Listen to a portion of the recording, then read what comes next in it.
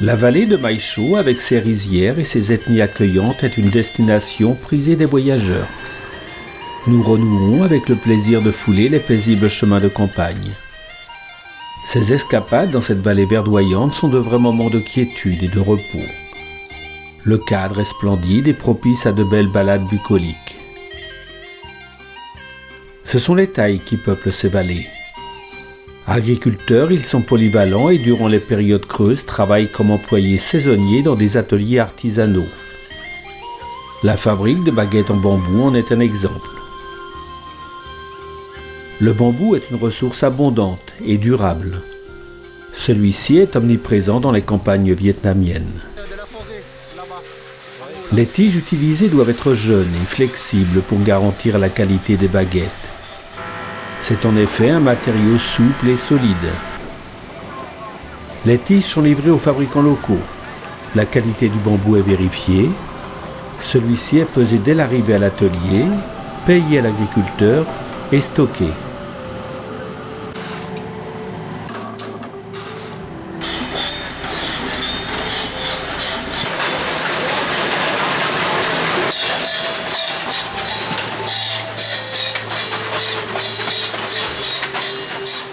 Les tiges de bambou sont coupées en morceaux de longueur adaptée. La transformation est rapide et accompagnée d'un bruit assourdissant. Les petits morceaux seront utilisés comme combustible dans les fours de séchage. Rien ne se perd. Les ouvrières travaillant dans la découpe de baguettes démontrent une habileté remarquable grâce à leur précision et leur efficacité. Les machettes permettent la fendaison de la tige en deux et la découpe se fait sans protection. Cette demi-tige sera fournie à l'ouvrier chargé de la découpe en baguettes individuelles. Les machines sont rudimentaires. Le travail est précis, rapide. Le manque de sécurité m'interpelle. Y a-t-il beaucoup d'accidents? Je n'aurai pas la réponse.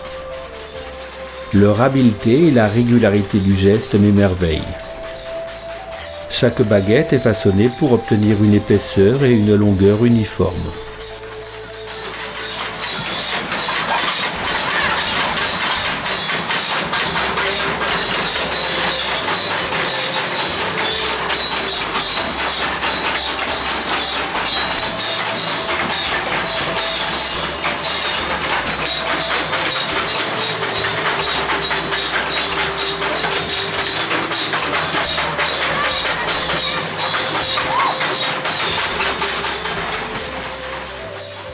Au Vietnam, les baguettes en bambou sont les plus populaires.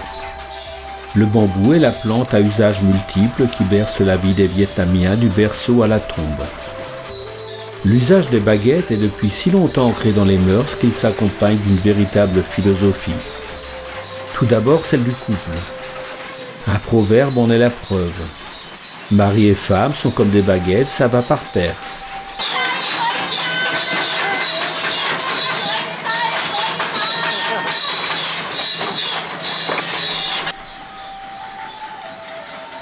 De nombreux dictons et métaphores évoquent le bambou et les valeurs qu'il incarne, comme la solidarité et l'humilité. Même un brin de bambou fin ne casse pas facilement, ce qui signifie que même les choses ou les personnes modestes ont une force intérieure. Ces proverbes profondément enracinés dans la culture vietnamienne sont souvent associés à la vie quotidienne.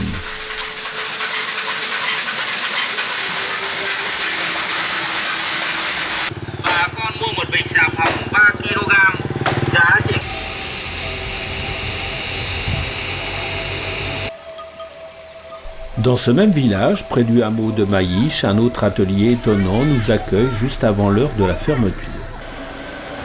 Au Vietnam, l'artisanat est profondément enraciné dans la culture et s'étend à une grande variété de produits, y compris les objets du quotidien comme les cure-dents. Le bois utilisé est généralement du bambou. Celui-ci est scié en fines lamelles qui sont ensuite découpées en de fines aiguilles.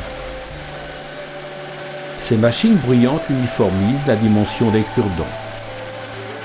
La chaleur sous les hangars métalliques est difficilement supportable. Les conditions de travail semblent épuisantes. La poussière du bambou, très fine et omniprésente, s'immisce partout et gêne la respiration. Et pourtant, c'est avec le sourire que nous sommes accueillis.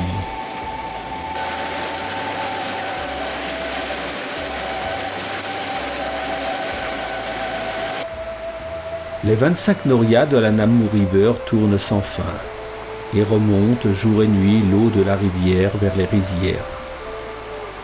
Ces dispositifs hydrauliques traditionnels fascinants sont utilisés pour l'irrigation dans les zones rurales.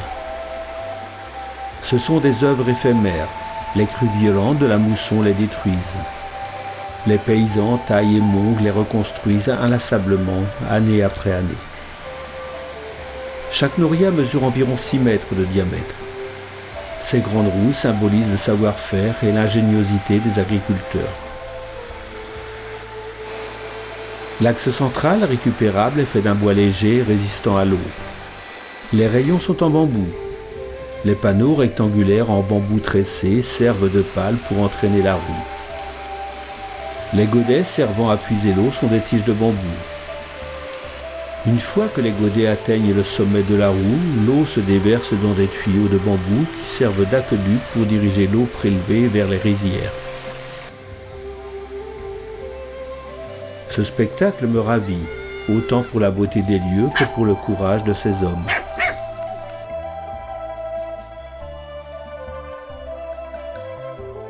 Un peu plus au sud, nous retrouvons de nombreuses norias.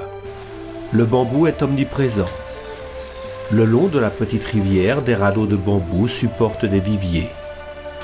Nous traversons de jolis ponts de bois de bambou. Ces structures sont emblématiques du Vietnam, souvent associées à la vie rurale. Les immenses roues en bambou, avec leur rotation lente et répétitive, incarnent une poésie visuelle et sonore qui apaise l'esprit.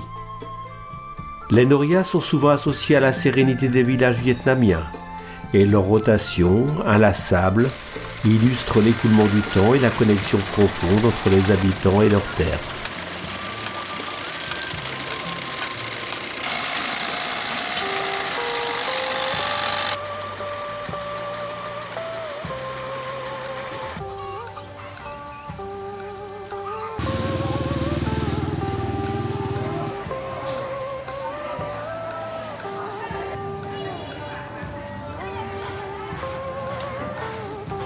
Il y a combien de couches? Ça dépend de la qualité. Alors 1, 2, 3, 4 couches dans la qualité des feuilles, la qualité des couches aussi. Pour un étranger, les chapeaux coniques suscitent une autre curiosité. Comment peut-on arriver à créer l'ossature en bambou et fixer des feuilles aussi fines sur cette structure? La confection des chapeaux coniques réside en plusieurs étapes, exigeant habileté et créativité. L'armature du chapeau conique qui sera retirée par la suite est réalisée avec des arceaux de bambou qui sont rainurés pour accueillir les cercles de bambou.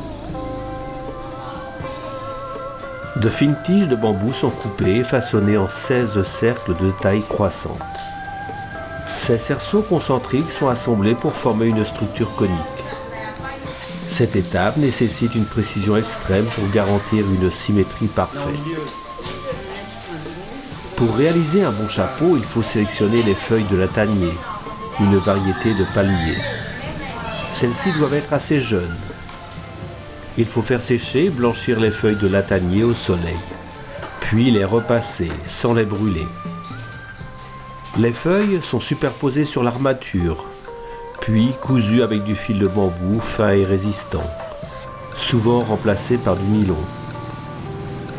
Le tressage doit être régulier pour assurer l'étanchéité et la solidité du chapeau. Le chapeau conique ou non la est le symbole emblématique de la culture vietnamienne. Très léger, fragile, cet objet est porté par les femmes du nord au sud, sans distinction d'appartenance sociale. Celui-ci devient un accessoire de mode iconique.